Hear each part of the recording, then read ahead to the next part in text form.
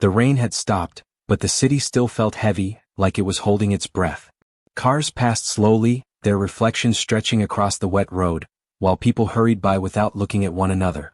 On a bench near a quiet square sat a man who seemed invisible to the world. His shoulders were slumped, his hands clenched tightly, and silent tears traced lines down his face. He wasn't dressed poorly, nor did he look weak, but something inside him had clearly shattered. The kind of pain that no amount of money, success, or status could fix. He had everything people dream of: power, influence, a life others envied. Yet in that moment none of it mattered. His heart felt unbearably empty. The noise of the city blurred into nothing as his thoughts grew darker, heavier, louder. He stared at the ground as if searching for an answer written in the cracks of the pavement. No one stopped. No one noticed. And that made the loneliness hurt even more. Then a small voice broke through the silence. "Mister, are you okay?" He looked up, startled. Standing a few steps away was a little girl, no older than 7. Her clothes were worn, her shoes slightly torn, but her eyes were bright, curious, gentle, and fearless. She held a paper cup in her hands, the kind used to ask for spare change, yet she wasn't asking for anything. She was looking at him, truly looking, as if his pain mattered. He quickly wiped his face, embarrassed, and turned away. "I'm fine," he muttered, though it was the least true thing he had said in years. The girl didn't leave. She stepped closer, tilting her head as if trying to understand something much bigger than herself. "You don't look fine," she said softly. "My grandma cries like that when she thinks no one can hear her." Her words hit him harder than he expected. Before he could respond, she set the cup down, took a small breath, and opened her arms. "Can I hug you?" Time seemed to stop. He didn't answer. He didn't need to. The little girl wrapped her arms around him anyway, resting her head against his chest. In that simple, unexpected moment, something deep inside him cracked open. Warmth replaced the cold ache in his heart. For the first time in a very long while, he didn't feel completely alone, and the girl had no idea she was hugging a millionaire whose life was about to change forever. He froze at first, unsure how to react, as if the world had handed him something fragile and precious without warning. Her arms were thin, light, yet the warmth of that hug felt heavier than any burden he had ever carried. He slowly placed a hand on her back, careful, almost afraid that if he moved too much, the moment would disappear. The city noise returned faintly, but it no longer felt distant or cruel. For the first time that day his breathing slowed. The girl pulled back just enough to look at his face.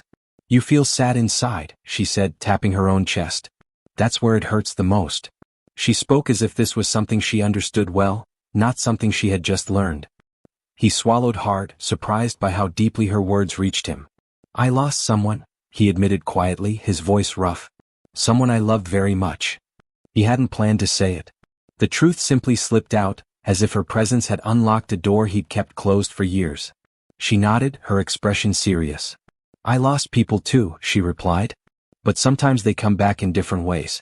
Like memories, or feelings." She sat down beside him on the bench, swinging her legs as if they were old friends sharing an afternoon. "When I feel lonely, I imagine someone is sitting next to me. Today, I didn't have to imagine." Her words stayed with him.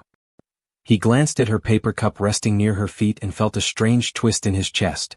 He had passed countless people like her without stopping, without seeing. Yet here she was, offering comfort when he had nothing left to give. "Why are you out here all alone?" he asked gently. She shrugged. "My grandma isn't well. I help however I can." Then she looked at him, her eyes bright again. "But today I think I was meant to find you." The idea seemed impossible, yet something about it felt true. As clouds shifted and sunlight broke through, he realized this wasn't a coincidence. This was a moment meant to be felt, not explained.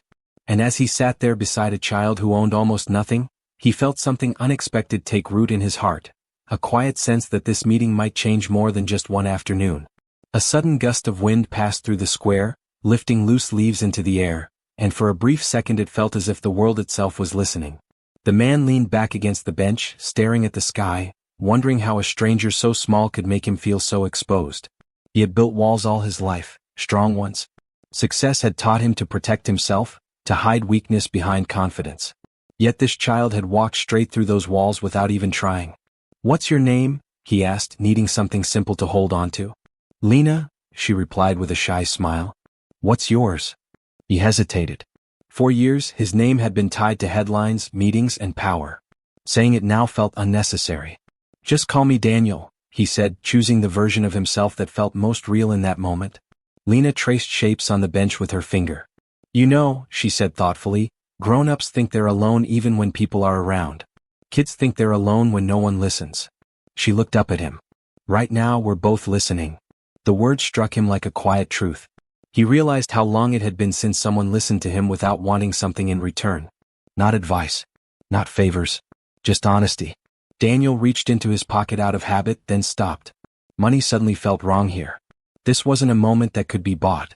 Instead, he asked, "What do you dream about, Lena?" Her face lit up. "I dream about a place where no one is scared to be kind. Where people eat together and laugh loud." She paused, then added softly, "And where my grandma doesn't have to worry anymore." His chest tightened. He thought of his empty house, the long table where silence sat in every chair. He had spent years chasing bigger numbers, bigger deals, bigger wins, yet never once thought about building a place where laughter lived. "You have a good heart," Lena said suddenly.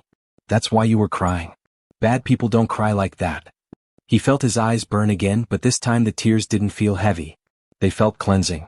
In that moment, Daniel understood something powerful. Maybe his pain wasn't the end of his story. Maybe it was the beginning of a purpose he had been too busy to notice.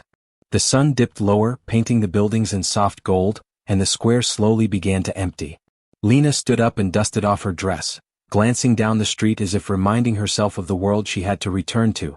Daniel felt a sudden, unexpected fear rise in his chest, the fear of this moment ending. It amazed him how quickly a stranger could become someone important. "I should go before it gets dark," Lena said, her voice gentle but certain. "My grandma worries when I'm late." He nodded, though part of him wanted to ask her to stay, to keep talking, to hold on to this rare feeling of connection. Instead, he reached out and handed her his scarf. "It's getting cold," he said. "Take this." She hesitated, then smiled and wrapped it around her neck. "Thank you," she said softly. "I'll give it back someday." Something in the way she said it made his heart skip. "I hope you do," he replied. She took a few steps away, then turned back. "Daniel?" she called. "Yes." "Don't forget today," she said. "Some days are meant to remind us we still matter." With that, she disappeared into the crowd, her small figure blending into the evening. Daniel remained on the bench long after she was gone, replaying every word, every glance. The city felt different now, less sharp, less cold. He realized his thoughts hadn't drifted back to the darkness that had followed him there. Instead, they were filled with possibilities. For the first time in years, he imagined doing something not for profit, not for praise, but because it felt right. He imagined laughter around his table, stories being shared, and doors opening instead of closing. As he finally stood to leave, Daniel understood that this was no ordinary meeting. A single hug, offered without knowing who he was, had reminded him of who he could still become. The next morning, Daniel woke up before sunrise, something he hadn't done in years without a meeting forcing him to. The silence in his large house felt different now, not empty but questioning. Lena's words echoed in his mind, especially the way she said, "Some days are meant to remind us we still matter." He sat at the edge of his bed, realizing that for the first time in a long while, he was thinking about someone else before thinking about himself. Throughout the day he tried to focus on work, but numbers blurred and conversations felt hollow. His thoughts kept drifting back to the square, to the small bench, to a little girl who had nothing yet gave him something priceless. On impulse, he ordered his driver to take him back there. Not because he expected to see her again, but because something inside him needed to return. When he arrived, the bench was empty. For a brief moment, disappointment washed over him. Then he noticed a familiar paper cup placed carefully near the corner of the square. Lena sat nearby, talking softly to an elderly woman, her face serious and kind. Daniel felt his chest tighten. She hadn't forgotten. She looked up and saw him. Her eyes widened, then filled with joy. "You came back," she said, running toward him. "So did you," he replied, smiling more freely than he had in years. They sat together again, this time talking about small things. Favorite foods, funny dreams, stories Lena made up to keep herself brave at night. Daniel listened, truly listened, and realized how rare that skill had become in his life. Before leaving, he knelt in front of her and said, "I don't know why we met, but I'm grateful we did." Lena nodded as if this was obvious. "Me too," she said. "Sometimes help comes in strange ways." As Daniel walked away, he felt something shift permanently. This wasn't just a moment anymore. It was a turning point, and he knew his life would never return to what it was before. Weeks later, the square no longer felt like a place of passing strangers. Daniel visited often, sometimes early in the morning, sometimes as the sun set low and warm. Each visit reminded him of something he had forgotten: how to slow down, how to notice, how to care without expecting anything back. Lena became a quiet but powerful presence in his life, a reminder that hope can appear in the smallest forms. One evening, he brought a simple picnic and sat with Lena and her grandmother, who watched with tired but grateful eyes. There were no grand speeches, no promises spoken aloud, yet something meaningful unfolded in that shared silence. Laughter replaced worry, even if just for a while. Daniel realized that this was the sound he had been missing all along. Over time, small changes followed. He opened his home for gatherings, filling empty chairs with voices and warmth. He supported programs that helped families like Lena's, not for recognition, but because kindness finally felt more important than success. The weight he once carried slowly lifted, replaced by purpose. Lena never treated him differently after learning the truth about his wealth. To her, he was still just Daniel, the man who listened, the man who needed a hug as much as she did. And that was what mattered most. On a quiet afternoon, Lena looked up at him and said, "I think hugs are magic. They remind people they belong." Daniel smiled, knowing she was right. As he watched the world move around them, he understood a simple truth. Life doesn't change because of money or power. It changes because of moments of connection. And sometimes all it takes to save a heart is a small voice asking, "Can I hug you?"